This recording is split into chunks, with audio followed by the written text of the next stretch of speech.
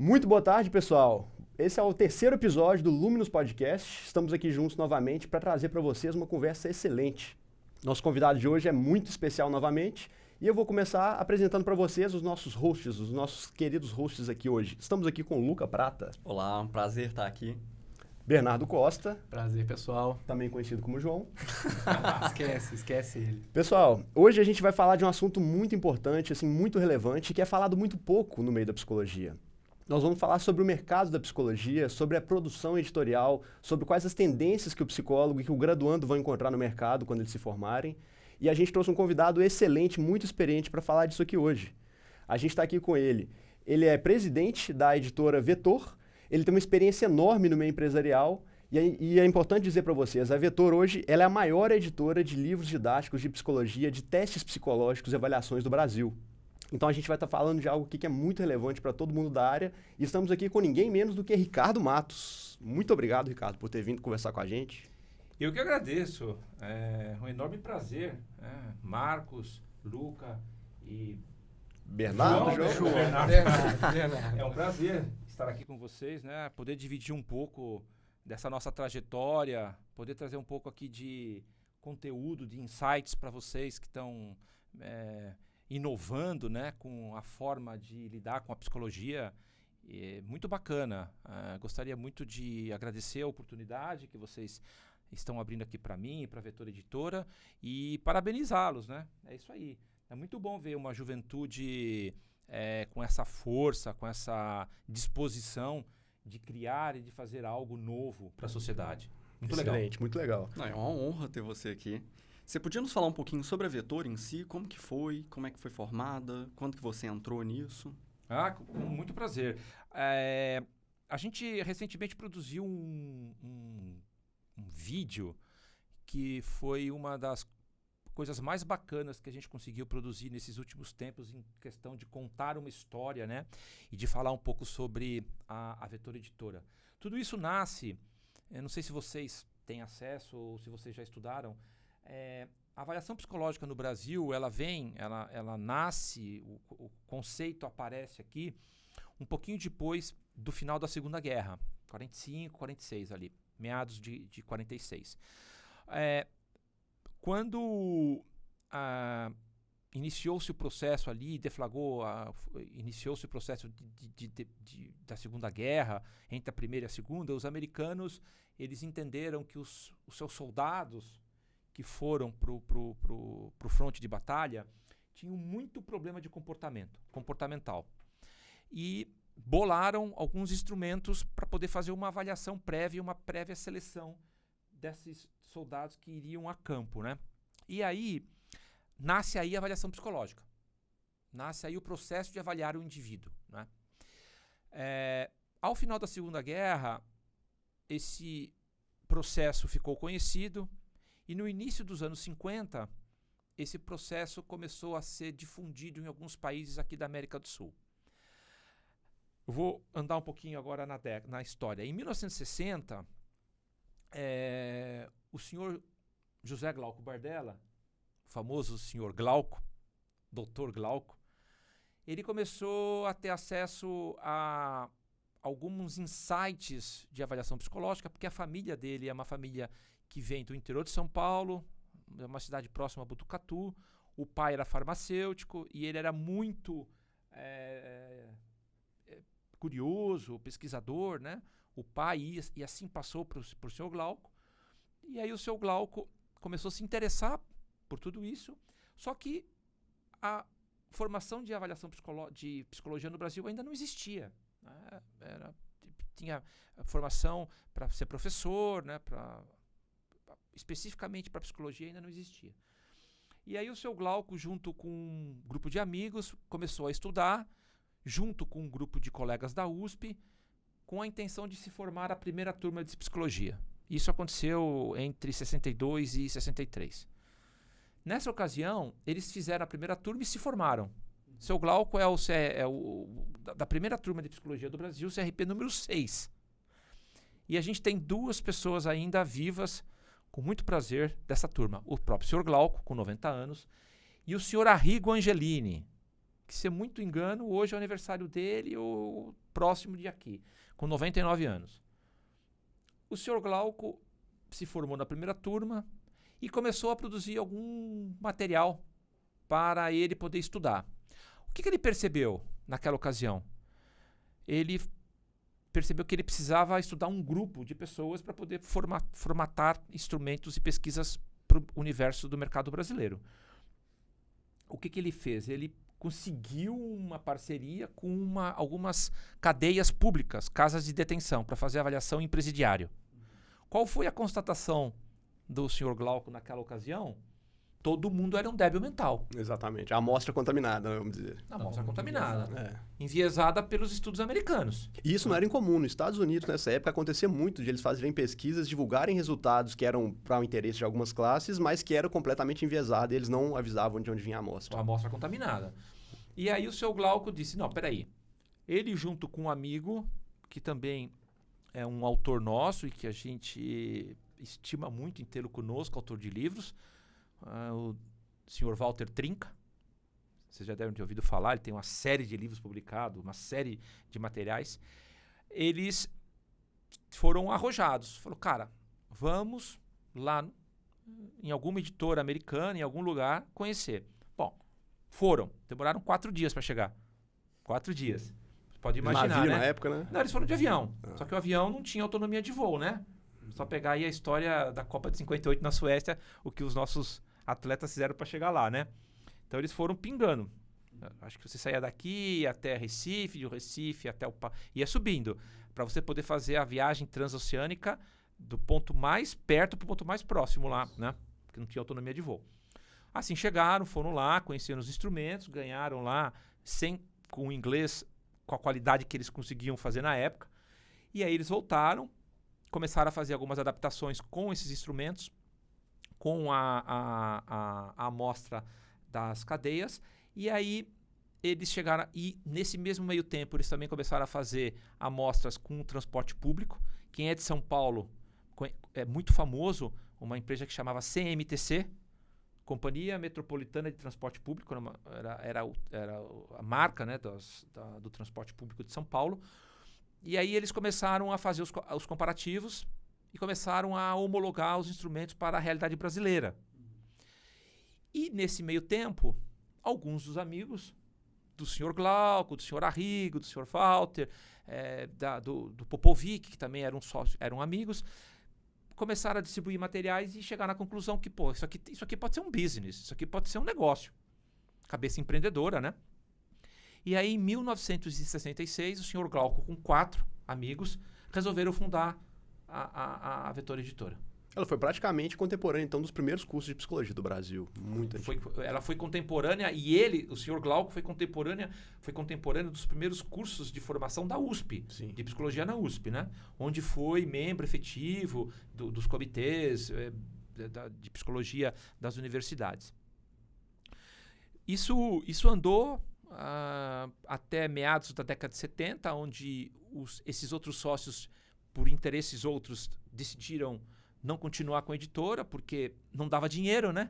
O senhor Glauco tinha que tocar a editora, imprimir o material e, ao mesmo tempo, dar aula, ao mesmo tempo, sustentar a família. O senhor Glauco tem 4 filhas mulher, todas vivas, Dona Idelma, a esposa viva, e imagina a dificuldade. Eu sou dessa mesma geração, sou de 70, né? E eu posso imaginar a dificuldade. Eu vejo no seu Glauco a dificuldade do meu pai ao poder formar 4 filhas, né? Não era fácil. E aí foi um universo de pesquisa, né? Seu Glauco, ele participou de todos os processos de discussão que envolvia avaliação psicológica no Brasil, né? A Vetora, ela foi pioneira no lançamento de uma série de materiais, materiais famosíssimos, né, como o R1, instrumento de inteligência, G36, G38, instrumentos de inteligência, diversos instrumentos de atenção, o famoso PMK, né, que aí, ao longo dessa jornada, o seu Glauco vai conhecendo outros expoentes, Mira Lopes, né, que faz aí a teoria do PMK, que é a teoria das 7 folhas de aplicação, instrumentos de personalidade. Depois, um pouquinho mais para frente, vem o Agostinho Minicucci com o palográfico, que é um instrumento de personalidade também, de mensuração de personalidade, onde você tem uma série de facetas interessantíssimo. Como é que até comentava com você, né, Marcos, há um tempo atrás aqui, como esses estudiosos de um passado longínquo, mais assim contemporâneo, né, tinham qualidade de estudo, qualidade de pesquisa, que hoje, confrontados com tecnologia, a gente está agora na fase de renovação do palográfico. Quando a gente compara agora os estudos com o embasamento científico e técnico que eles usavam há 30, 40 anos atrás, você fala, cara, que loucura, né? Sem tecnologia, sem nada, o quanto eles foram capazes de produzir. E aí a Vetor veio se desenvolvendo, o senhor Glauco trouxe 2 das filhas para trabalhar com ele, uma cabeça empreendedora, uma cabeça, agradeço sempre a minha jornada profissional de ter passado aí por pessoas brilhantes. A gente precisa dar sorte na vida, um pouco, de cruzar na vida com pessoas brilhantes. Eu tive a oportunidade de trabalhar 8 anos no Grupo Estado de São Paulo, diretamente com a família Mesquita, Dr. Rui Mesquita, aquele ambiente de redação. Depois eu tive a honra de trabalhar 6 anos, quase 7, com o Dr. Roberto Tivita, na Editora Abril. Um cara espetacular. Na época que abriu, ela era a maior editora nacional. Você vê que todas as revistas eu me lembro isso na década de 90. Você nas bancas, todas as revistas eram um selinho da Abril, a Arvorezinha, tava ali. Eu tive a honra de participar do projeto 1 milhão de Vejas, 1 milhão de assinatura. E entrega, era uma escola, né? E depois passar mais 10 anos da minha vida numa organização na Reuters, que era a IOB, e a Thomson veio para o Brasil, a gente comprou a IOB, eu era um diretor da multinacional aqui, na operação brasileira, e a oportunidade de cruzar com Rick King, com pessoas que foram muito importantes na minha formação, né? E aí, conheço o seu Glauco, né? Tive aí um hiatozinho de tempo onde fui trabalhar na indústria automobilística, foi muito importante, no Grupo Comolati. Conheci o senhor Sérgio Comolati, virei amigo dele. Foi uma experiência muito bacana de ver um outro lugar, né, onde se comprava assim, 500 caminhões. Cara, que loucura isso, né? Mas aí, esse mercado, esse mundo editorial sempre foi a minha paixão. Conheci o seu Glauco e aí vim para a Vetor no 2011. Essa história da Vetor, ela vem seguindo, né, a empresa vai ganhando corpo. Quando chega no final da década de 90, no início dos anos 2000, inicia-se um processo dentro do Conselho Federal de Psicologia, que é a discussão do SATEPS, onde ia se criar aí um selo, uma homologação para os materiais, né, para os produtos. A ideia seria fazer algo como que um Inmetro, uma verificação de qualidade do instrumento? É isso. Algo parecido. O SATEPS hoje, um órgão muito respeitado, né? Existe uma comissão, que é a Comissão Consultiva de Avaliação Psicológica, a CCAP. Ele é uma autarquia, o Conselho Federal é uma autarquia, que existe dentro o SATEPS, né? Que é um centro de avaliação dos testes. Então, hoje, todos os testes de psicologia, o SATEPS, ele faz uma avaliação se ele tem aprovação ou não para o uso, respeitando um rigorosíssimo processo de construção do instrumento. Esse processo nasceu lá, iniciou-se as discussões lá no início dos anos 2000 e o SATEPS nasce em 2003. 2002, 2003, por aí. Nesse momento, todas as editoras que já estavam com testes no mercado brasileiro, você pode imaginar 30 anos o seu Glauco ralando, né? Demorou, né? Demorou, não decolava o negócio, mas ele era um cara de visão, eu não vou abandonar. Eu vou continuar com a editora, eu vou continuar dando aula, eu vou continuar fazendo uma série de coisas, mas eu vou continuar com a editora. Quando foi que nasceu o SATEPS, as editoras, já tínhamos os materiais da Pearson no Brasil, né? Através de uma outra editora que representava também a Pearson aqui, mas o seu Glauco, a Vetor necessitou enviar todos o seu portfólio em 2003 para aprovação. Naquela ocasião, não se existia um rigor ainda tão grande e a resolução não era tão precisa como é de hoje. Então, a maioria dos instrumentos foram aprovados, né, naquele momento. A partir daí, a construção de todos os novos instrumentos necessariamente precisa se encaminhar para o SATEPS. Se você olhar o processo, é um processo muito bacana. Um processo de validação, um processo onde tem ali um selo importante, né? Onde que sai fora da editora o viés e alguém de fora, um parecista de fora avalia se esse instrumento de fato ele mede aquilo para que foi proposto, né? E hoje é um processo super bacana, né? A resolução atual é super moderna. Nesse mesmo momento nasce a discussão da avaliação psicológica em alguns segmentos da sociedade. Trânsito, porte de armas, avaliação civil. E isso dá um corpo, cresce o tamanho de avaliação psicológica no Brasil. E aí a Vetor era uma das únicas editoras que já tinha material para esses novos mercados. O palográfico mesmo, né? É utilizado na BH Trans. O palográfico é um instrumento utilizado como personalidade no trânsito, né? Meu psicotécnico foi palográfico. Neste caso, no trânsito, a gente tem ele para medir agressividade, impulsividade, né? O palográfico ele também é muito utilizado no porte de armas. Aí os meus amigos que pouco conhecem sobre avaliação psicológica falam, cara, por que um cara que porta uma arma precisa medir a agressividade? Eu falei, pelo simples motivo, se ele for agressivo demais, ele atira por qualquer coisa. Se ele for agressivo de menos, ele não saca a arma para se defender. E aí é perigoso, porque pega uma arma dele e pega a arma dele. Então o cara precisa ter agressividade. Sim. Quem porta arma. Precisa ter impulsividade. Uhum. E aí, nesse contexto do trânsito, a Vetor tinha uma série no seu portfólio, uma série de instrumentos, e aí conseguiu. O seu Glauco já tinha desenvolvido uma rede, ele tinha uma visão empreendedora de distribuidores e de logística muito avançada para o tempo dele, muito avançada. E ele conseguiu construir, aos trancos e barrancos, uma rede de distribuidores no Brasil inteiro. Ele tinha distribuidores nos 27 estados, e depois, em alguns estados, até mais do que um distribuidor, em São Paulo, mais do que um, dado o tamanho do negócio. E aí ele bolou uma estratégia de poder distribuir esse material, fazer com que esse material chegasse nas resoluções regionais do trânsito, com o advento da avaliação psicológica ser compulsória no trânsito, ser obrigada, né? Isso, a empresa ganhou um corpo. A empresa incorporou. Ou seja, tudo aquilo que ele investiu durante 30 anos, conseguiu um mercado importante. Vejam, um mercado que para a sociedade é importante. Uma avaliação importante, porque hoje o que você precisa privilegiar no trânsito é a vida, né? O carro é uma arma.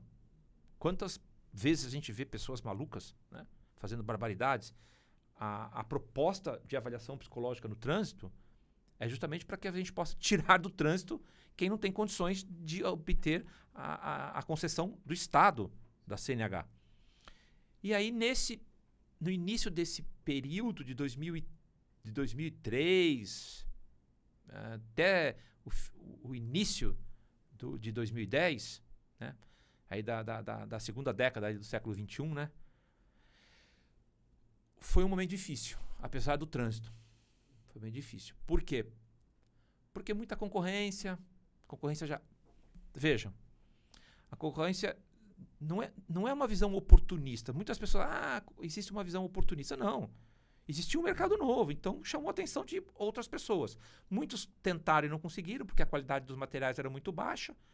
Outros vieram para o mercado e se estabeleceram, mas começou a ter o advento da tecnologia. O advento da tecnologia começou a ser presente dentro desse business, né? E como todo mundo, né? Porque a opção a não envelhecer é muito pior, né? A opção a não envelhecer é muito pior. O seu Glauco estava envelhecendo, né? E ele é um psicólogo apaixonado por psicologia. E a Vetor precisava quebrar a barreira da psicologia. Não daria para estar presa na psicologia. Neuropsicologia era... Até que eu já tinha um instrumento chamado Neopsilin, que foi na gestão do seu Glauco. Ricardo, interessante. Esse ponto que você está colocando, eu acho que é legal. Antes da gente expandir um pouco mais esse campo dos testes para fora da psicologia, claro que para quem conhece os instrumentos, para quem sabe a importância e o valor que tem os testes psicológicos, não há dúvida. Mas tem muitas pessoas que não entendem isso, que sabem, para que é importante existir avaliação psicológica? Por que eu preciso testar uma capacidade humana? Quais limitações que isso tem? Isso não vai deixar de considerar, por exemplo, aspectos pessoais. Então, acho interessante você passar um geral para a gente também, para uma parte do nosso público que não conhece, o que são os testes, como eles medem as coisas, por que eles são importantes, para que a gente possa contextualizar, né, a relevância desse assunto que a gente está colocando aqui. Olha, Marcos, isso é de fato um assunto que a gente precisaria ter aqui pelo menos alguns dias para poder falar sobre isso, né? Mas eu vou tentar aqui dar uma... Assim, tradicionalmente a gente tem aí 4 grandes construtos, né, que são muito falados. Personalidade, atenção, memória e inteligência. Tá certo? Se você olhar para a questão discricionária, o que eu digo todos os dias, quando eu falo nas minhas palestras, para os nossos colaboradores, a responsabilidade social que nós temos nas mãos. Enorme. Não sei se vocês têm uma dimensão de um número, mas a gente faz 30 mil avaliações por dia. 30 mil pessoas, ou 30, não necessariamente 30 mil, porque às vezes a pessoa faz mais do que uma, né? Passam pelos nossos instrumentos. É uma responsabilidade enorme. Quem está passando pelo nosso instrumento? Quem são as pessoas que passam por esse processo? É aquele jovem que está indo lá tirar a primeira CNH. É aquele profissional que está indo renovar uma carteira profissional. É o cara que está indo num concurso público de uma empresa privada de segurança ou de um concurso de uma polícia militar. É um piloto, um comandante de avião. Todas as companhias aéreas são nossos clientes que fazem. Então, quando você entrar num avião e ver um piloto, você fala assim, esse cara aí fez o instrumento da Vetor. Ou algumas estrangeiras, algumas internacionais fazem alguns outros instrumentos. Claro, é que você, em situação de pânico, dentro de uma caixa de lata, quais são as decisões que você tem que tomar? Você está preparado psicologicamente para aquilo. Exatamente. Né? Então, a nossa responsabilidade social ela é enorme, porque discricionariamente você vai dizer o seguinte, esse cara pode ou não pode ter a CNH, esse cara estará apto ou não estará apto para alguma função que ele está se propondo a fazer. Por trás disso, tem uma família, tem um sonho, tem algo que aquela pessoa leva consigo para naquele momento da avaliação que ele pode ser reprovado. Existe um outro lado, que são as avaliações clínicas, que eram muito pouco utilizadas nos materiais. Nós, por exemplo, se você pegar o nosso portfólio de lançamento dos últimos 10 anos, 80% é fora do trânsito, 70% fora do trânsito, fora dos instrumentos, fora do mercado compulsório, que são instrumentos clínicos, para medir dislexia, para medir TDAH, para medir espectros autistas, para medir uma série de diagnósticos que os psicólogos usam no seu processo de avaliação com seus clientes. Eu me pergunto quantos diagnósticos, num passado recente, foram feitos erroneamente por falta de material. Exatamente. Esse é um ponto fundamental. Eu ouço falar, às vezes, a respeito disso, né? Quando se fala, às vezes, em avaliação psicológica, as pessoas falam, está havendo um exagero na quantidade de diagnósticos. Então, você ouve pessoas contando casos. Eu levei ali meu filho, levei meu sobrinho num profissional, ele conversou com ele 20 minutos e já deu um diagnóstico.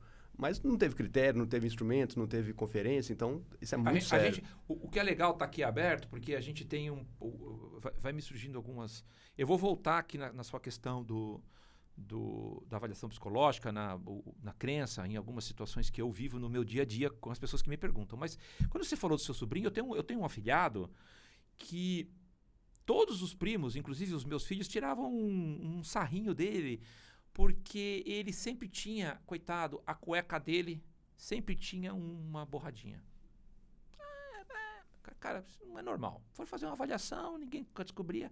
Aí eu coloquei ele para fazer uma avaliação com uma das melhores autoras nossas que conhecem profundamente o desenvolvimento infantil. O menino tem ecoprese. É uma doença que o cara não consegue mesmo, né?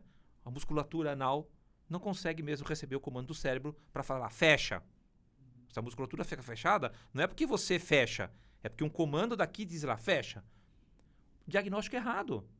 Por anos, esse menino teve um problema de diagnóstico errado. E vai tratando para uma coisa que não tem, e agrava, causa outros prejuízos, né, para a pessoa. Exato. Esse é a grande momento. Esse menino aí, então, a produção de novos materiais com estudos de pesquisas com amplitude enorme leva para o profissional dentro do seu consultório, leva para as diversas avaliações qualidade.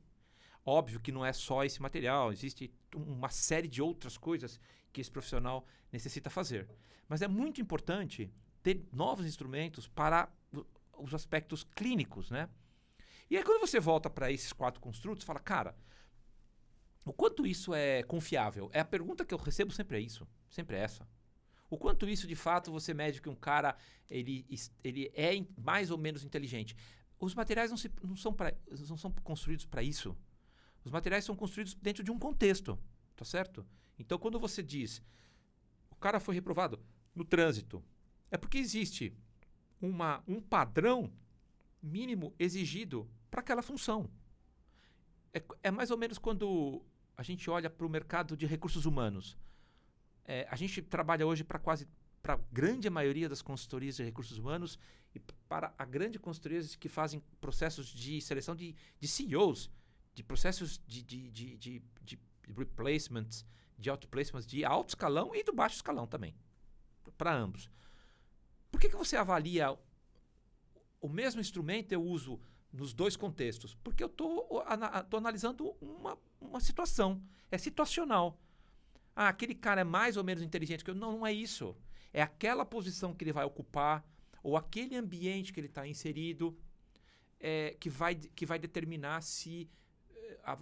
que a avaliação psicológica vai determinar, junto com o contexto de avaliação de quem está fazendo, se a pessoa estará apta ou não a fazer.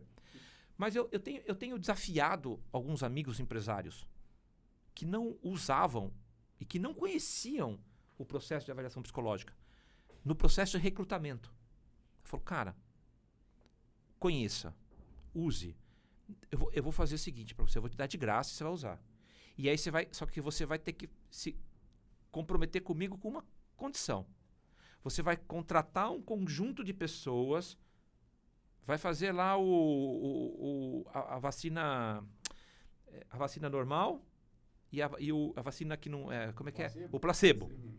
Você vai fazer o placebo e você vai fazer a amostra correta, tá certo?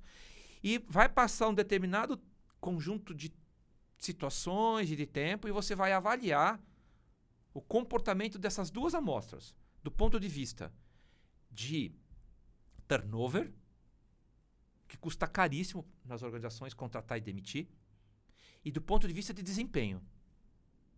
Cara, é acachapante. Quando você compara os processos que foram utilizados na avaliação psicológica, rigorosa na contratação, de perfil, tá? Com processo que não, cara, eu olhei o currículo, sabe aquela história? Eu tenho 10 vagas e 1.000 currículos. Os 990 que estão para baixo é azar de vocês. Os 10 primeiros foram sortudos. Quando você faz esse tipo de comparação, com um processo bem feito, você tem muito mais assertividade. Você quer dizer que os outros não servem? Não, não é isso.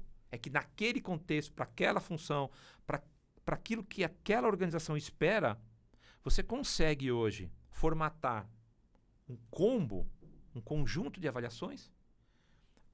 A gente tem hoje baterias online de avaliação de inteligência emocional, que avalia inteligência emocional, que avalia integridade.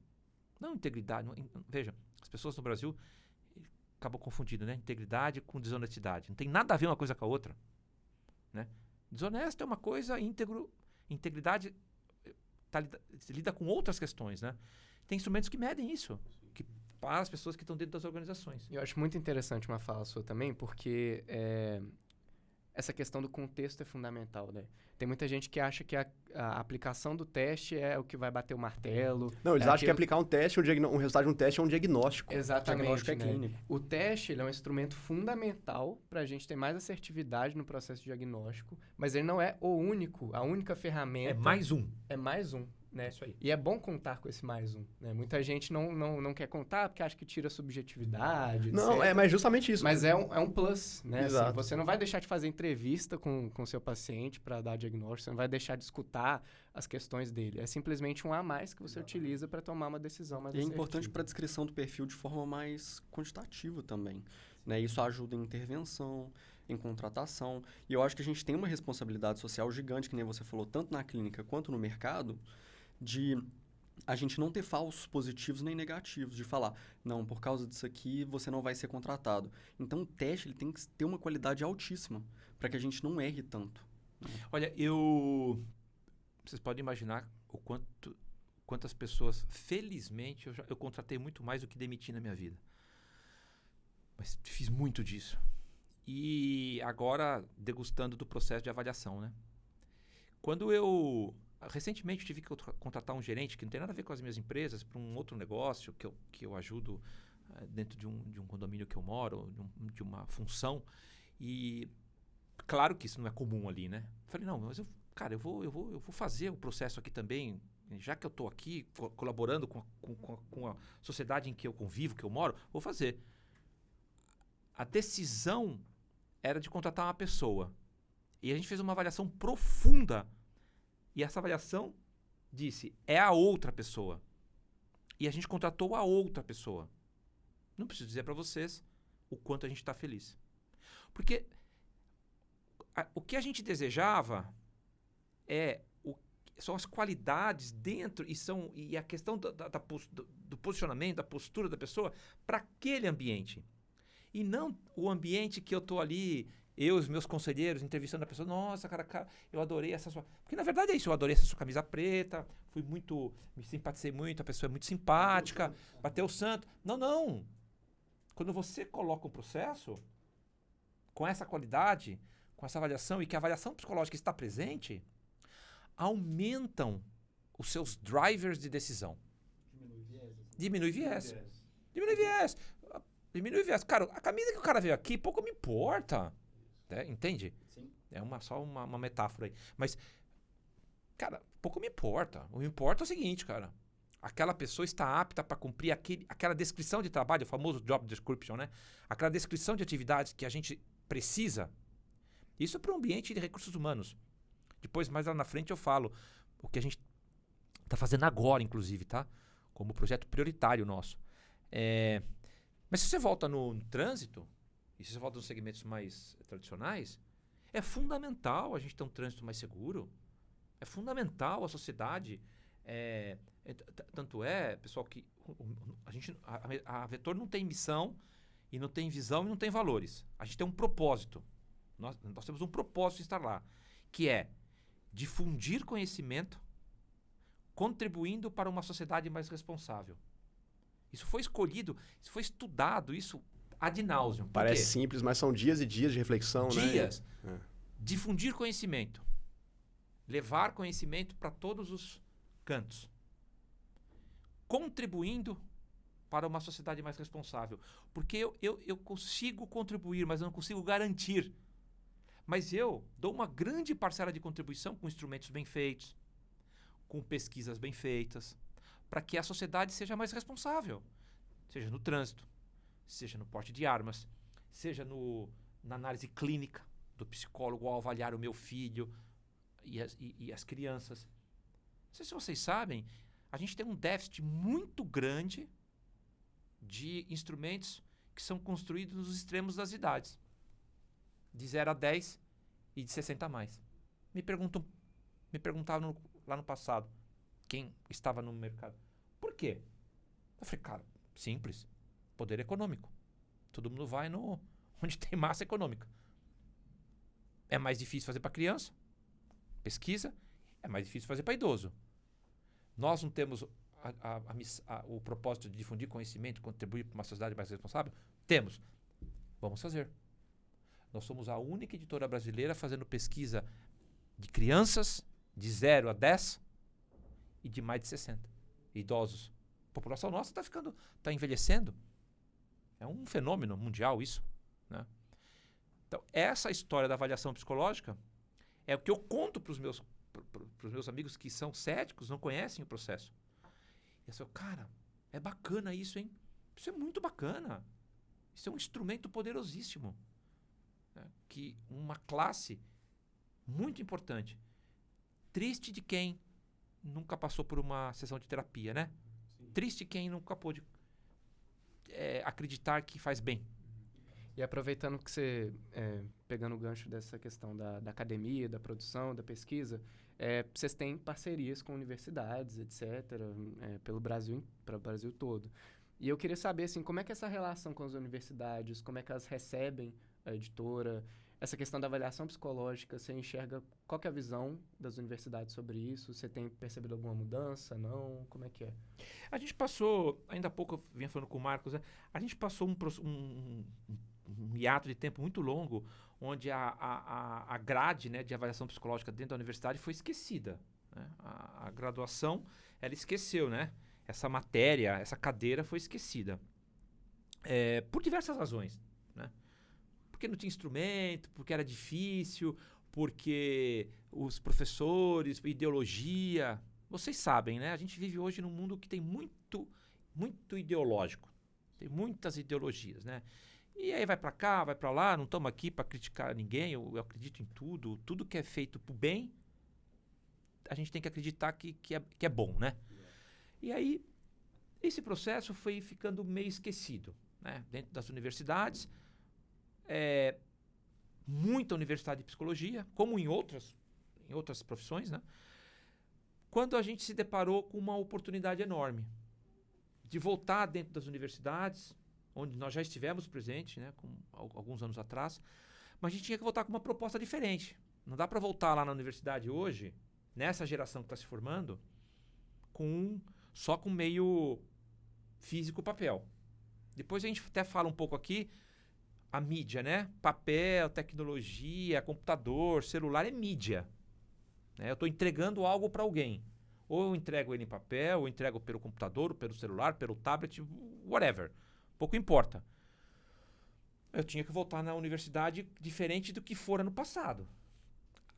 No advento da construção da plataforma nova, da VOL, que nós temos um prazer enorme de termos uma plataforma hoje que faz mais de 100 mil aplicações por mês. Começou com 0. A gente faz mais de 100 mil por mês. A gente tinha que voltar com uma proposta diferente para essa juventude, né? Esse pessoal que hoje está na universidade, eu tenho uma crítica bastante forte a isso, tá? Inclusive porque tenho filhos que já se formou e que está se formando, né? Tem um filho que está saindo do ensino médio para a universidade e um que já se formou na universidade. Sabem tudo, mas sabem tudo pouco. Sabem de tudo, mas pouco de tudo. É muita informação e pouco aprofundamento. É muito título e subtítulo. Muito conhecimento horizontal e pouco vertical. Verticalização muito baixa. Isso. Né? Tem uma amplitude enorme de coisas, mas existe uma verticalização, né? Uma profundidade muito pequena. O curso de psicologia no Brasil mesmo, a gente fala que ele é generalista, né? Ele não te prepara para o mercado ou exatamente para o que você for fazer. Mas solta aí, né, cara? Ó, vai aí. Essa é uma queixa muito comum dos estudantes. Você conversa com as pessoas que estão próximas de formar, elas estão, durante a graduação, muito preocupadas com a universidade, com tirar as notas. No final, vem aquele desespero. E agora? Eu estou vindo para o mercado, eu não sei direito qual abordagem eu quero mexer, eu não sei se eu quero abrir clínica, eu não sei onde eu posso trabalhar. Não sei abrir clínica, pagar imposto, mexer com tributação, então... Consultório. Então, veja, o que a gente levou? Falei, vamos construir. E eu gosto muito de uma metodologia que eu aprendi nessas minhas experiências com pessoas que foram maravilhosas na minha vida, né? E empresas, né? Nunca trabalhei com alguém ruim.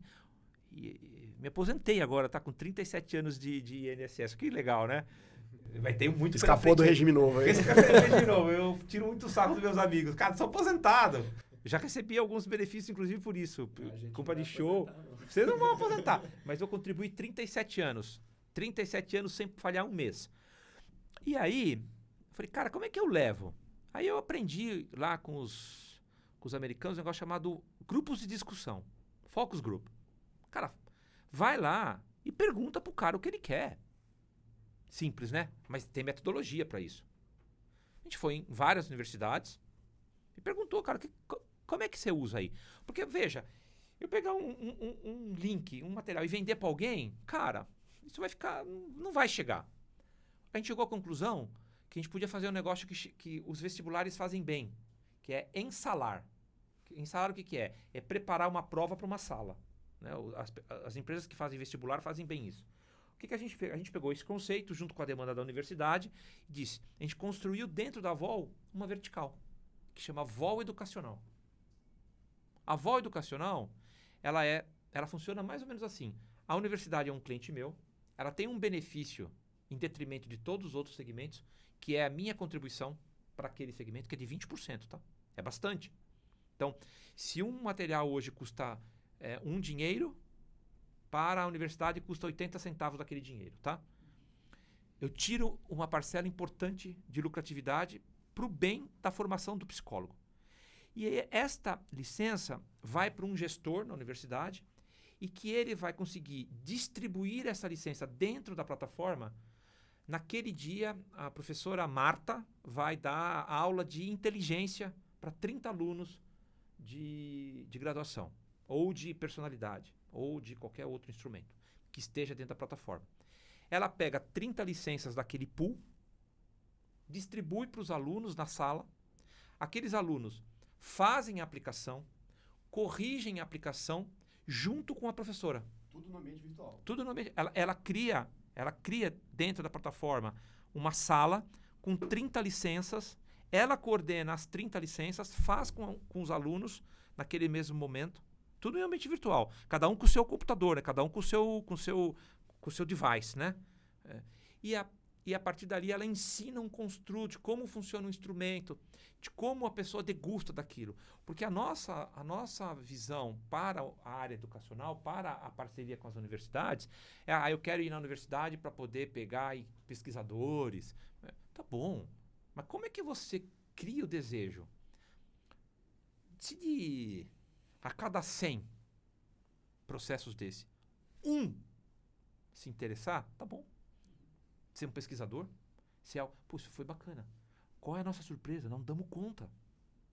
Porque aí você tá lá, o cara tá fazendo, por exemplo, uma bateria de inteligência emocional, ou o cara tá fazendo ali um processo de atenção, que nós levamos para a plataforma instrumentos tradicionais, fizemos os estudos de viabilidade, né, do papel pro online, e a gente desenvolveu instrumentos só no online já, não tem na versão papel.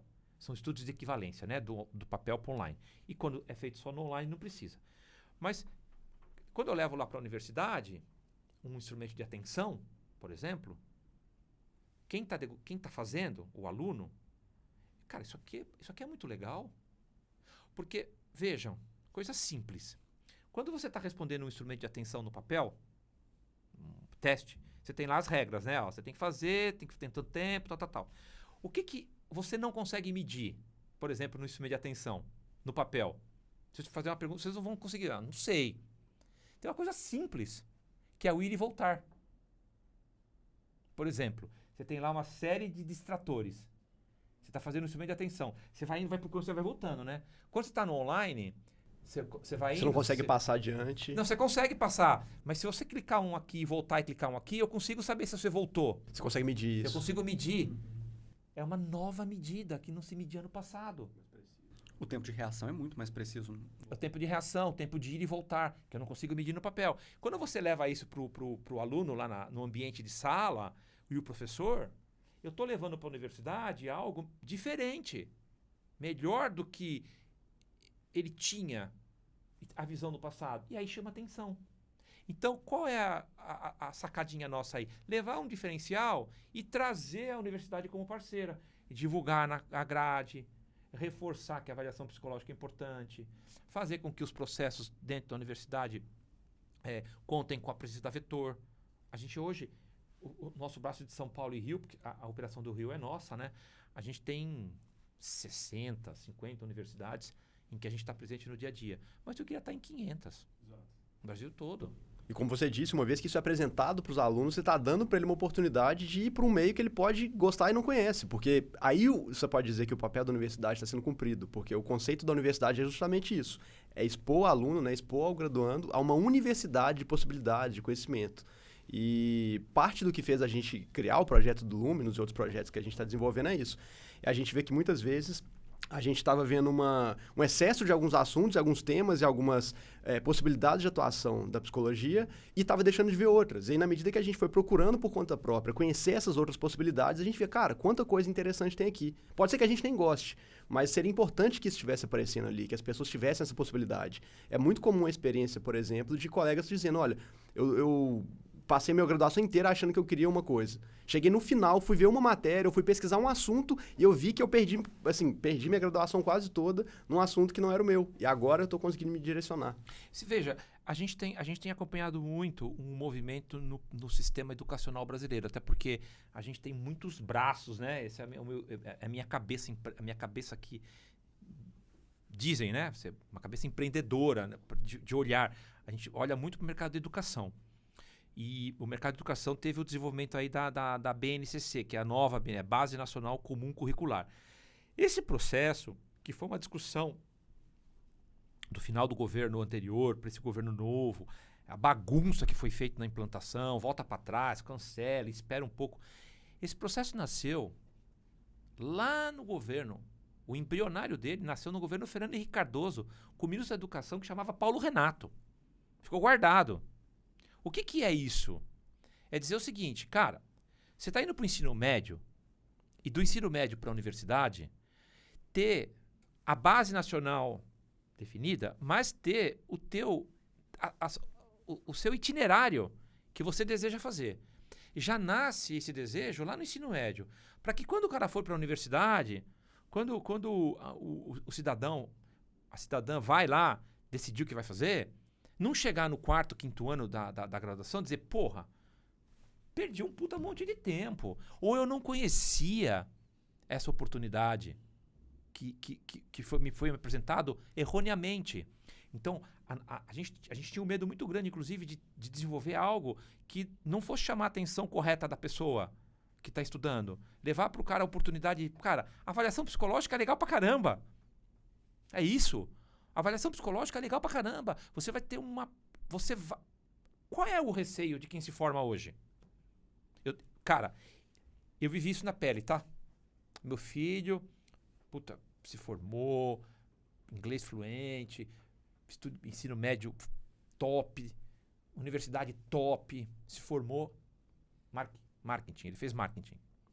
Primeiro dia pós-faculdade, ele já tinha feito um estágio numa multinacional, legal. Primeiro dia depois da faculdade. E agora? O que eu vou fazer?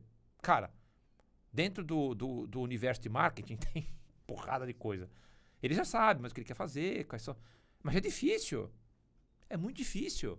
Então, se você cria oportunidades para quem olhou para avaliação psicológica e dizer, isso aqui é legal, e eu dizer, cara, você consegue pagar suas... Isso que eu vou dizer para vocês aqui, eu falo nas minhas palestras, pelo Brasil afora aí, sem medo de ser feliz. A gente estuda e a gente vive, a gente precisa ganhar dinheiro, gente, para pagar as contas. A vida não é romântica. Já te contaram isso, vocês são jovens aqui, né? A vida não é romântica. Precisa pagar a conta. Então, se você está estudando para alguma coisa, você tem que, na medida do possível, unir aquilo que você gosta com a capacidade que você tem de viver a vida que você idealizou para você. Porque você fala assim, tá bom, eu idealizei uma vida, seja ela qual for. Ok. O que você gosta de fazer? Eu gosto de fazer tal coisa. Então você tem que pegar essa tal coisa, fazer com que aquilo gere a receita necessária para que você possa cumprir as obrigações que aquela vida mínima que você definiu para ti. Exato. No meu caso, do caso do meu filho, ele definiu uma régua alta. Falei, cara, vai aí, bichão. tem que ralar.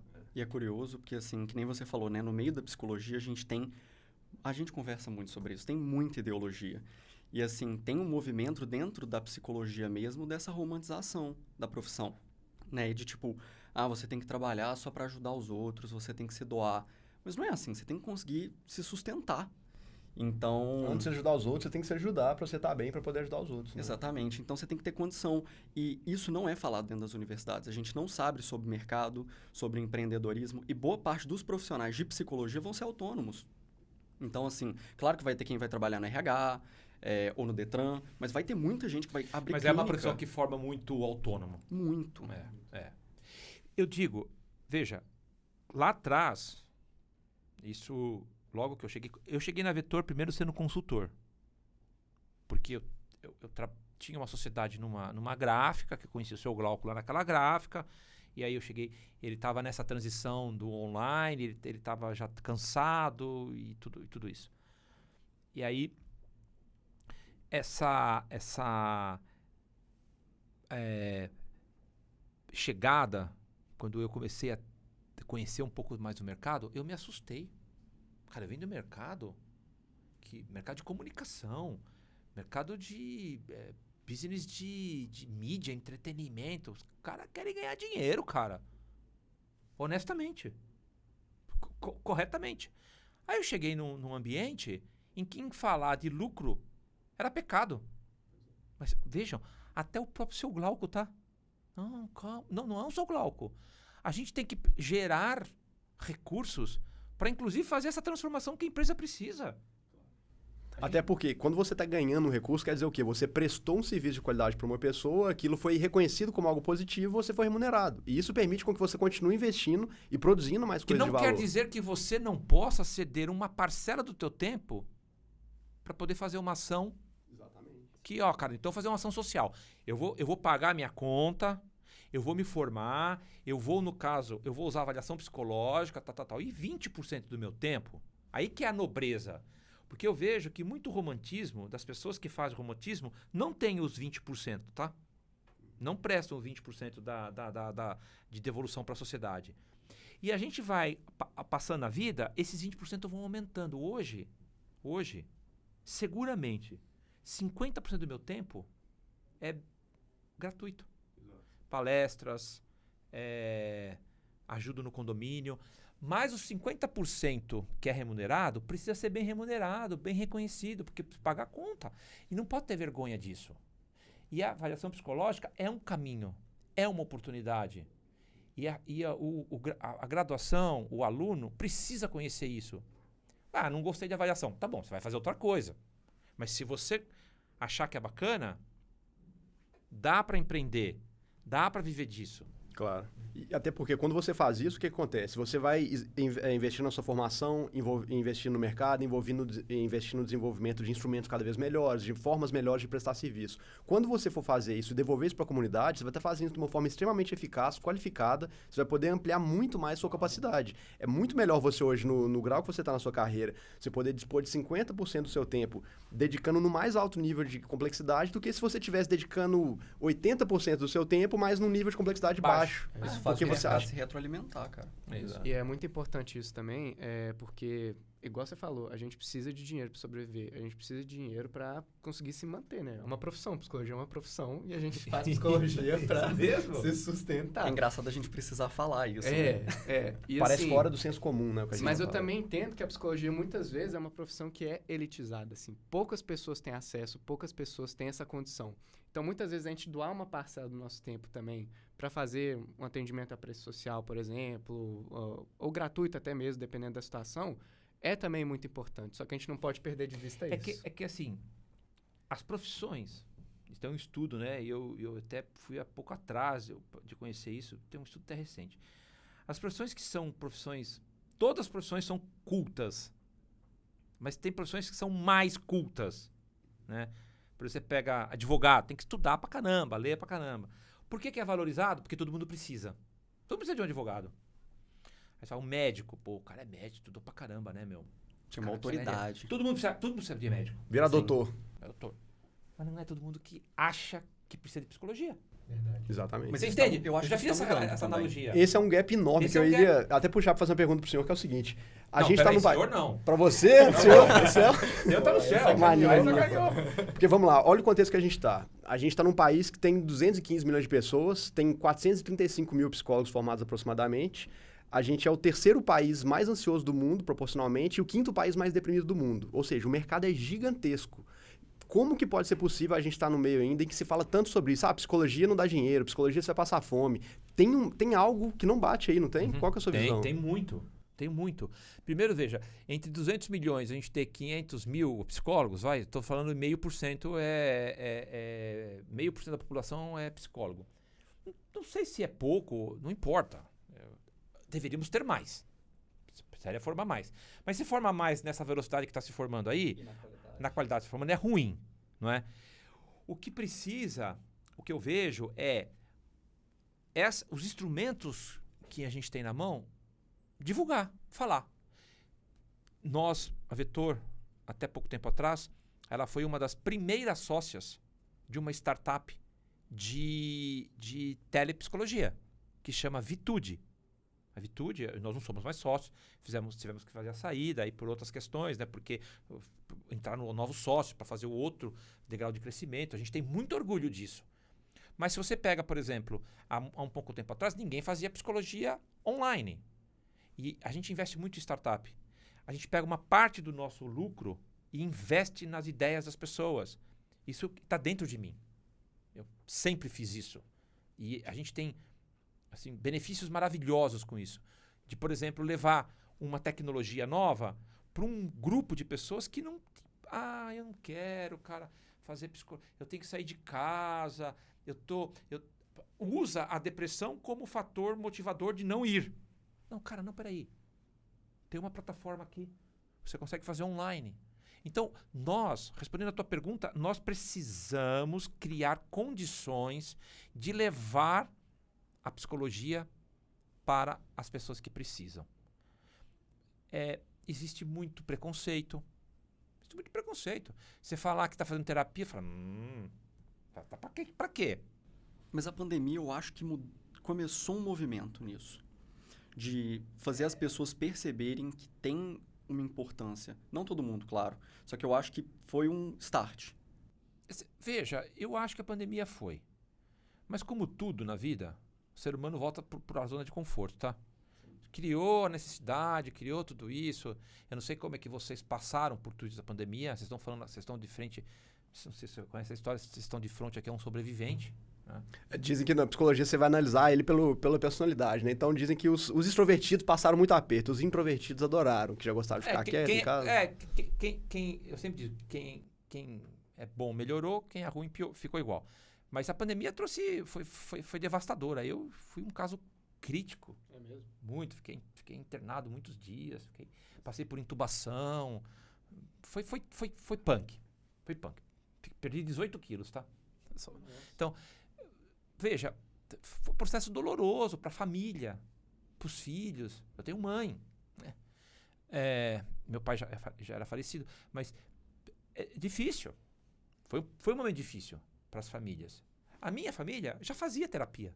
Minha mulher já fazia. Eu reforcei. Tudo bem. Esse foi um processo bom. As pessoas ficaram em casa.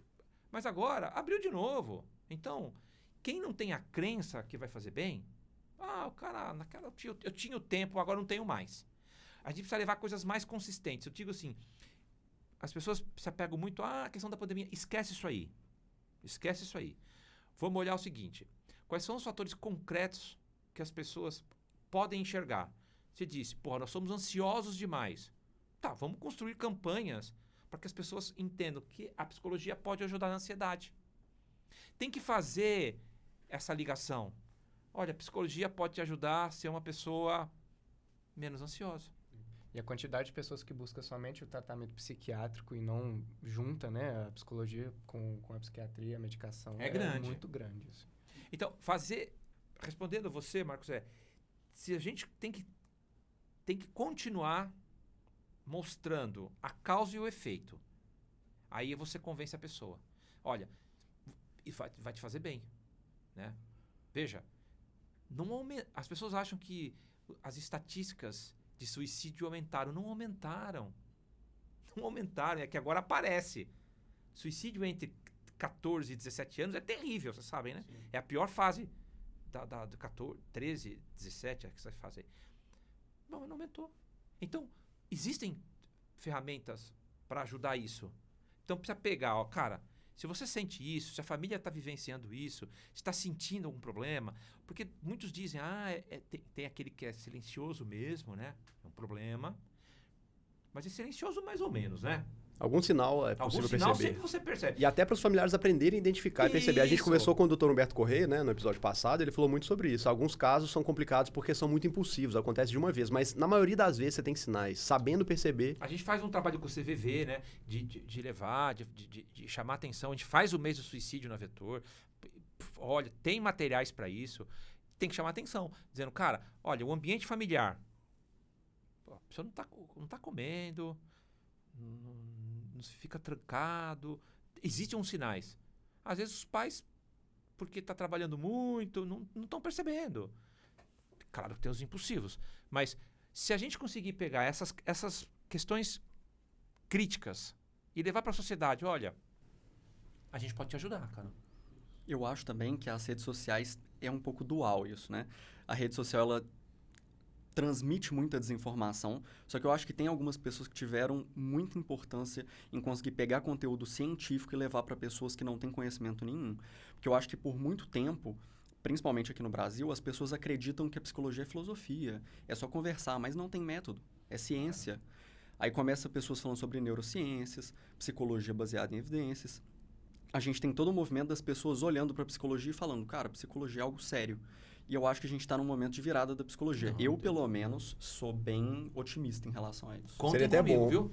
Fala um pouco pra gente, então, sobre essas novas perspectivas. Como você percebe o mercado da psicologia há tanto tempo? Quais são as novas direções? Como que você acha que está acontecendo esse desenvolvimento?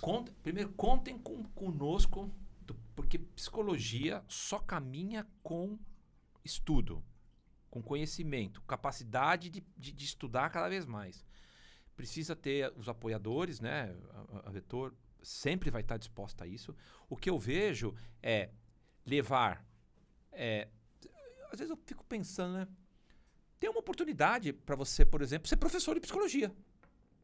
Os caras não enxergam isso. Tem uma oportunidade enorme. Tem a oportunidade de você, por exemplo, ter clínica, ou você fazer as suas sessões de psicologia para ajudar pessoas que hoje fazer um pouco diferente do que se faz hoje, né? Poder de fato ajudar. Existem opções de enorme, que é um vácuo dentro da área de recursos humanos. É um buraco. É um buraco nas organizações. As grandes organizações, e aí falando um pouco, todo ano a gente faz uma avaliação profunda do nosso ano, do nosso negócio. Eu sou muito chato com isso. Sou muito disciplinado. As coisas muito corretas, sabe? Olhar o negócio, olhar os indicadores, tal. Isso é fator crítico de sucesso. Vocês que estão olhando, que a psicologia e outras profissões ignoram. Capacidade analítica de avaliar os teus resultados. Todo mundo devia fazer um pouco de direito e um pouco de economia, contabilidade. Todo mundo devia ter um pouco disso. Para poder, se você não for usar na empresa, usa na tua vida. Quando você faz algo, você tem que saber se o que você está fazendo está dando resultado, se o resultado que você está tendo é o esperado e se não estiver dando resultado, por que não está dando? Claro, saber exatamente. Saber avaliar. Então, existem oportunidades, recursos humanos. Por quê? Porque as empresas hoje investem um monte de dinheiro para contratar e demitir. Cara, existem processos para você poder fazer a contratação um pouco mais inteligente. Nós, todo ano, a gente faz essa avaliação, senta, eu levo os meus diretores para um hotel, a gente faz tudo isso e olha para as oportunidades. O ano passado, a gente de fato falou, cara, vamos parar com, eu acho isso, eu acho aquilo do mercado organizacional que envolve recursos humanos e vamos contratar uma consultoria que vai fazer uma pesquisa profunda nesse mercado para identificar os drivers, sejam eles nas HR Techs, like Guppy, Solides, que é a geração de vocês aí, que são as HR Techs. Tem 100 delas, tá? Sim, Tem são 100. softwares de RH para ajudar as Vocês só pessoas a conhecem a contratar. GUP, mas tem 100. Aí tem os departamentos de recursos humanos dentro das empresas. Aí tem as consultorias de recursos humanos que não tem plataforma. Ela tem uma consultoria que presta para alguém. Nós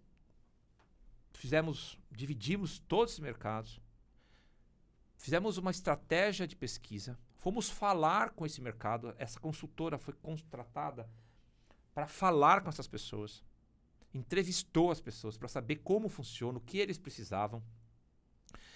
E a partir daí, a gente vai dizer o seguinte, tá bom, o que é então que nós vamos oferecer para esse mercado organizacional do ponto de vista de produto, do ponto de vista de modelo de negócio, né? Porque existe uma demanda e eles enxergam essa demanda, mas existem hoje uma série, não conheço direito, não sei se vai funcionar ou não, se vai ser bom ou não. Tudo bem. Passamos um ano fazendo o projeto, pondo dinheiro, tá? Fechamos agora, na reunião desse ano, da mesma que nós fizemos ano passado, voltamos com o assunto para definir agora o go-to-market, como a gente vai adressar o mercado. O que vocês acham? Todo problema complexo nunca tem uma resposta complexa, você sabe, né? Todo problema complexo possui várias pequenas respostas simples. Problema complexo, você tem uma base piramidal de várias pequenas respostas simples combinadas, que aí sim é uma questão complexa que vai dar uma resposta complexa. Cara, nós já temos os produtos. A gente tem que fazer os relatórios de um formato diferente, que esse grupo enxerga. A gente tem que mudar um pouquinho o nosso modelo de negócio. Então, ele não precisa comprar a licença antes.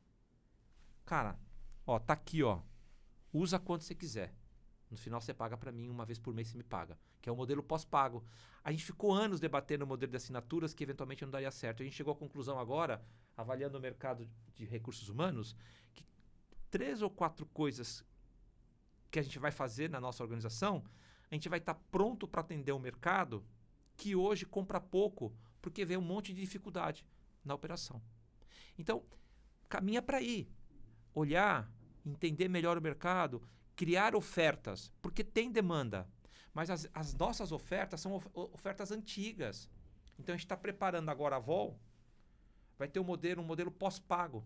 Você não precisa mais comprar a licença. Eu vou lá, tanto na Itiatec como nas consultorias, eu deixo para você, tem uma tabela de preço, quando você quiser você usa. Você vai lá e pega. Nós queremos nos posicionar, a Vetor, mais ou menos fazendo uma analogia aqui com vocês. Todo mundo aqui tem notebook, né? Não tem um selinho em cima do notebook? Se for Dell, Samsung, qualquer um desses, Lenovo, tem um selinho de um processador em cima, que é? Intel. Então a Vetor vai ser o Intel das consultorias da StarTech. Todas elas, independentemente de quem seja, se falar de avaliação psicológica, eu quero vai que ser um selo de qualidade que vai vincular. Vai ter um selo da qualidade. Então a gente vai ser o Intel para o mercado de recursos humanos. Esse mercado já é cliente nosso, mas é um oceano azul. É um oceano azul de oportunidades. Porque este mercado tradicional, que cresce e é pujante, ele está... Eu já conheço os meus peixinhos, né? Já conheço todo mundo ali. Esse mercado é um mercado novo. Então, essas oportunidades que eu vejo com tecnologia, né? Levando materiais de qualidade e entendendo bem o mercado, porque também não dá para ser aventureiro, né? Eu vou entrar nesse mercado de qualquer jeito. Não, tem que estudar. A gente colocou muito estudo nisso, viu? Tem que ter estratégia, tem que ser tudo pensado, né? Porque, resumindo assim, para o pessoal que tá formando agora, que está no processo de graduação, ou para o psicólogo que acabou de formar, então é muito importante ele pensar, olha, onde eu quero trabalhar, com o que eu quero mexer, como que eu vou traduzir essa ideia em algo útil, em algo que é relevante para as pessoas e transformar isso em algum tipo de produto. Pode ser um produto, pode ser até na sua clínica, mas você tem que ter um tipo de diferencial. E eu falo isso muito, o psicólogo ele tem que ter um repertório muito amplo. Ele não pode estudar só psicologia, ele tem que entender um pouco de economia, um pouco de marketing, um pouco de tributação, principalmente para o contexto clínico, se ele conhecer um pouco de literatura, um pouco de filosofia, um pouco de música, ele vai conseguir integrar isso aí e criar um produto mais complexo. Isso é uma coisa que a gente ouve falar muito pouco, né? Mas como... Às vezes o cara fala assim, eu não sei fazer conta. Como assim? Como é que você se formou e ao longo do processo da sua graduação você não aprendeu a fazer conta? Tudo bem, você vai ter outras coisas, né? Você vai somar coisas mais lúdicas, né? Música, teatro, é super legal. Mas você tem que ter capacidade de... Qual é a empresa mais importante na tua vida? Hoje em dia deve ser a Google, talvez? Não, você! Para mim? É você! Sim. A empresa mais importante na vida que existe é você. É a sua vida. Você é a principal empresa. Você gera receita, você gera despesa, você gera relacionamento. Você é a principal. Então você precisa saber se autogerir primeiro. Como você quer gerir 600 pessoas, 1000 pessoas e não saber gerir? Cara, você falou aí do Google, Apple pra mim, eu gosto das coisas, né? Esses caras, de bobo não tem nada. Tecnologia, os caras são finance. Cara, drivado pro resultado. Então precisa aumentar também isso. Então, nessas andanças de vocês por aí, e vocês vão escutar falar muito disso, precisa qualificar em áreas diversas, ter conhecimentos de marketing. Pô, eu sou psicólogo, eu me formei, não sei nada de marketing, eu quero fazer lá uma postagem, quero lidar com o Instagram. Você não vai ficar lidando com o Instagram, vai ficar mandando fotinho na praia? Pô, isso é bobeira, cara. Isso acontece muito hoje. Você vê na graduação que muita gente começa a fazer os perfis ali de psicologia, porque já é uma tendência feita, estabelecida. Mas, cara, se você tá fazendo uma tendência porque já tá todo mundo fazendo, você não tem nenhum conhecimento diferente, como que você vai se destacar? Porque você tá fazendo o que tá todo mundo fazendo. Você tá orientando a sua identidade visual, o tipo de postagem, a hora que você posta, pelo que tá todo mundo fazendo. Como que você vai ser mais um? A gente tem que ser mais Da Vinci na vida. Tem que ser Da Vinci. A gente tava falando aqui antes, né? Mas veja, e aí é ter essa preocupação e buscar capacitação. Não adianta a gente achar também, porque aconteceu foi um fenômeno que aconteceu, né? Na humanidade recente. Delegar para o outro a sua formação. O cara delega. Eu estou trabalhando numa empresa, essa empresa não paga curso para mim, não paga treinamento. Mas quem disse que eles são obrigados? Eu venho de uma geração Que tem que se mobilizar. que eu ia atrás, Sim. que eu vou buscar capacitação, que eu quero saber mais. Quando alguém vai me ajudar, ou quando alguém pode fazer algo, beleza. Mas a gente tem que ir para um processo em que você vá atrás, em que você busque.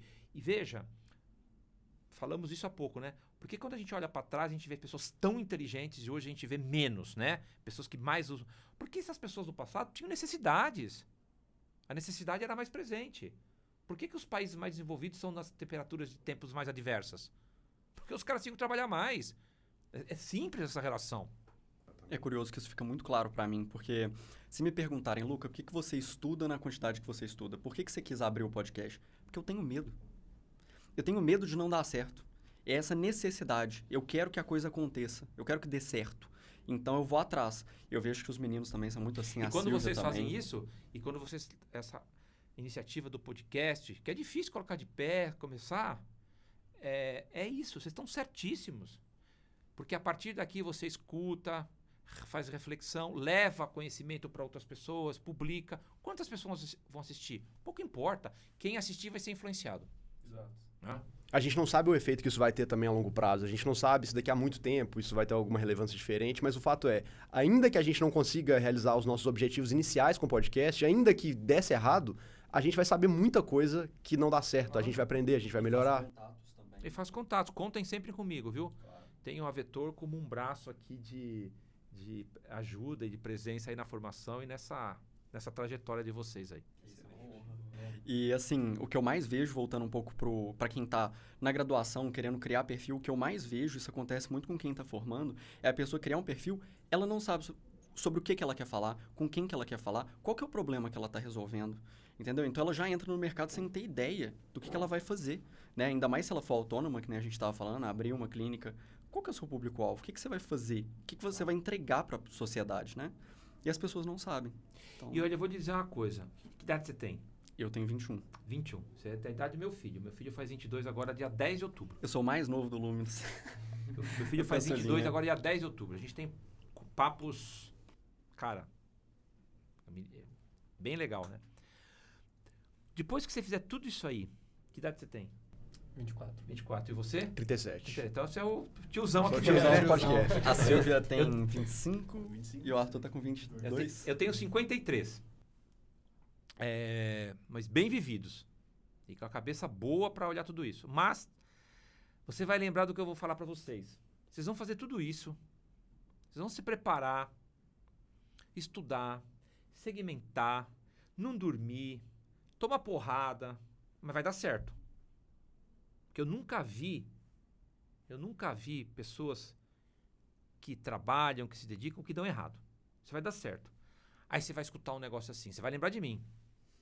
Deu sorte, né? É. Aí você faz o seguinte, puta, daí sim, cara, a sorte lá em casa acorda cedo. Você vai ver.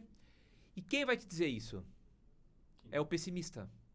É o pessimista de plantão. Aliás, tem uma fala do Cortella, esses caras todos são meus fãs, tá? Eu contratei o Cortella pra fazer um evento nosso. Cortella podia até vir aqui. Podia Eu posso fazer... fazer um convite aqui pra Mário ele. Sérgio é maravilhoso. Cortella, vem até aqui. Cortella, nós já chamamos Karnal, Caco Barcelos. Esse ano foi o Bernardinho. Bernardinho, esse ano fantástico. foi o 10º ano. Bernardinho. Ele foi um dos pioneiros desse mercado de palestras, não foi? Não sei. Mas Mas que ele é um popularizou. cara que vem... Um comunicador Mas ele é um sensacional. comunicador e o processador daqui é 3 vezes mais rápido que esse aqui. Você não entende nem o que ele fala às vezes. Né? Mas tá com o cara... Primeiro é o seguinte, né? Quando eu apresentei ao público, eu disse... Quem daqui já teve próximo a um prêmio Nobel? Eu já tive. É uma emoção estar perto de um prêmio Nobel. Então vocês vão estar hoje, não é um prêmio Nobel, mas é um medalhista olímpico. É maravilhoso. Medalhista olímpico, cara. Ele ganhou tudo que ele disputou, ele ganhou. Ouro, prata e bronze. E ele disse, quando ele ganhava prata, ele tinha vergonha. Porque a expectativa das pessoas era um ouro. Pô, desculpa aí, cara, ganhar prata. Porra, ganhar prata. Esses caras todos, o Cortella tem uma frase, uma fala, que ele fala do otimista e do pessimista. Assistam. Esse pessimista vai estar sempre do seu lado no teu negócio.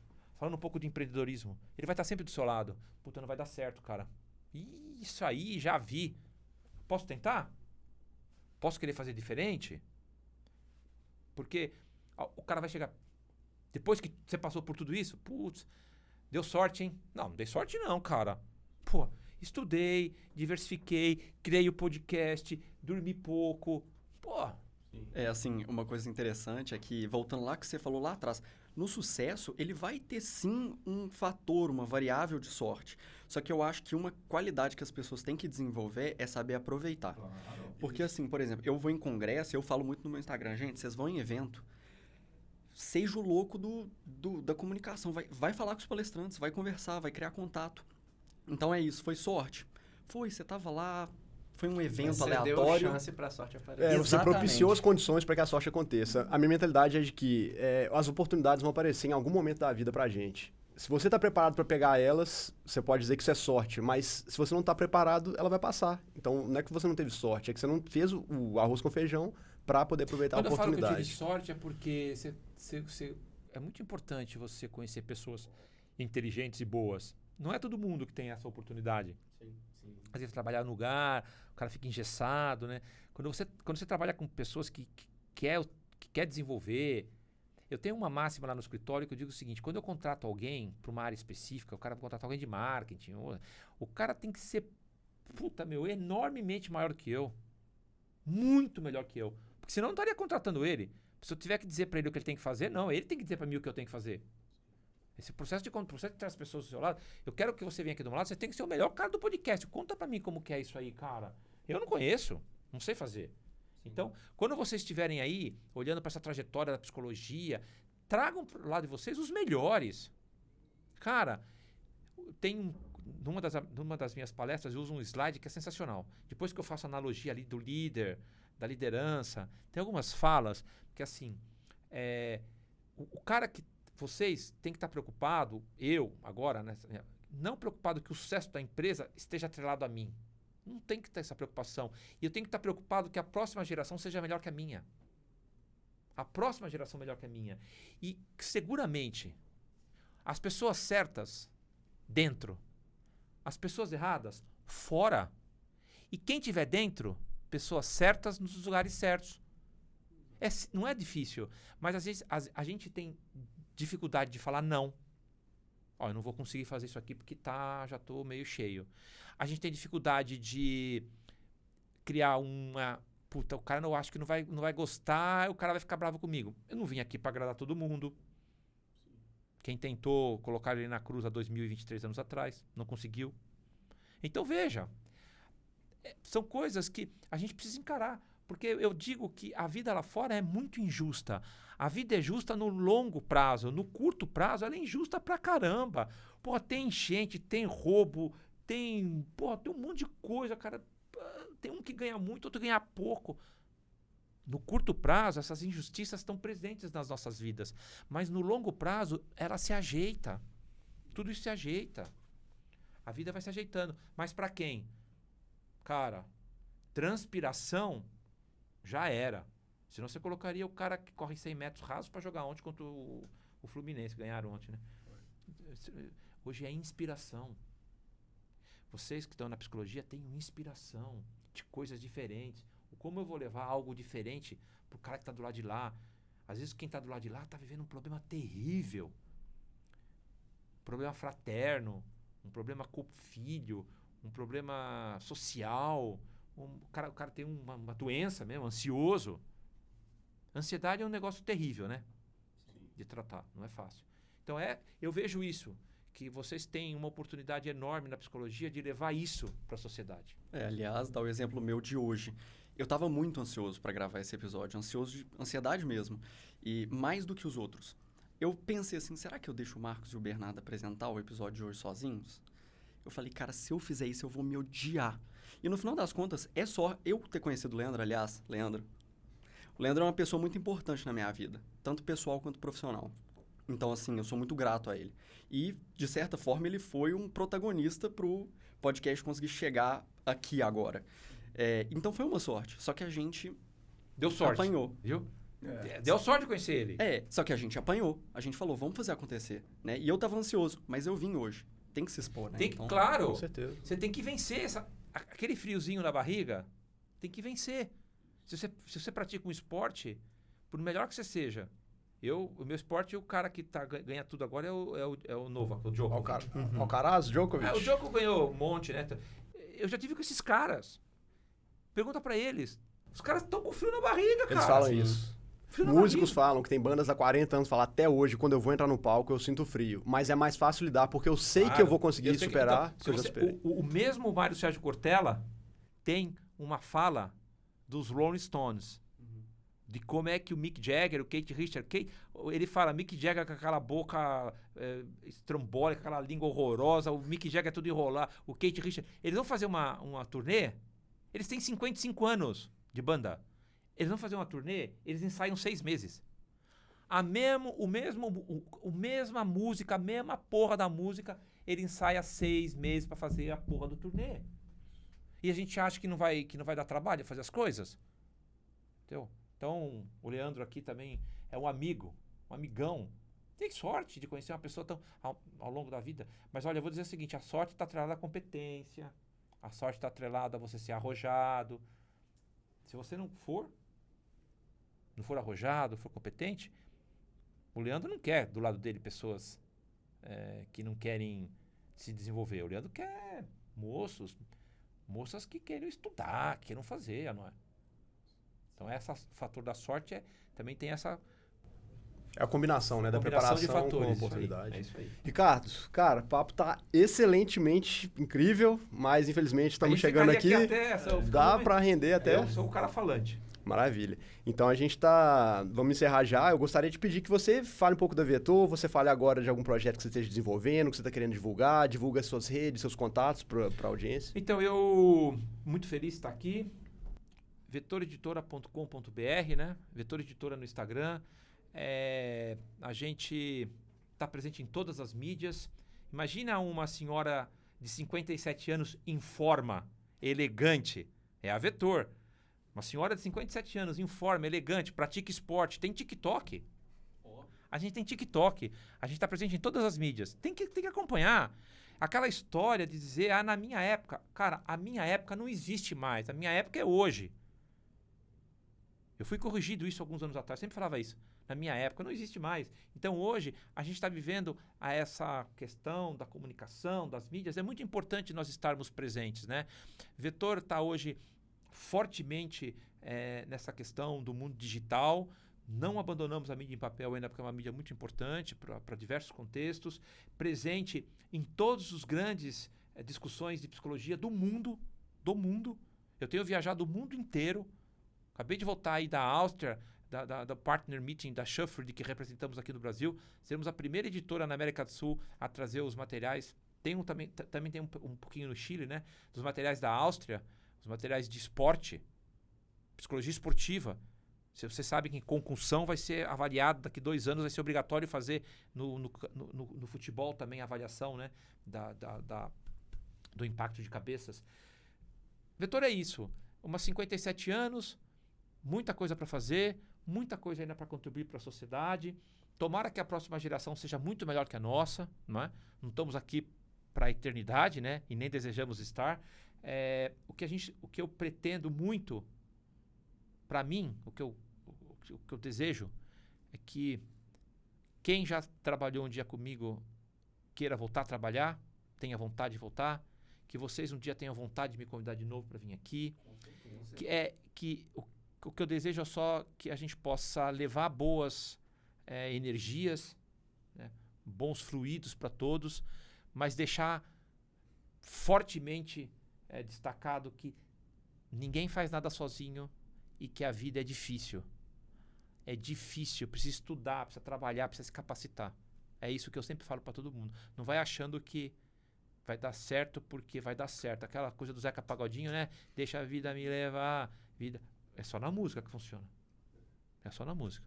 Então, muito obrigado. Que vocês tenham muito sucesso aqui no podcast e que vai dar tudo certo. Muito obrigado. Muito um grande obrigado. prazer, excelente. Pessoal, é isso então. Não esqueçam de seguir nossas redes, @Luminous Podcast no Instagram, no YouTube, no Spotify, no Deezer. Estamos em todas as redes. E acompanhem aí para vocês continuarem ligados nas promoções que a gente está fazendo. A gente está fazendo sorteios. E mantenham aí acompanhando nossos episódios. Em breve, um episódio novo para vocês. Um grande abraço. Abraço, gente. Valeu, Tchau, pessoal. tchau. Tchau, tchau. Até mais.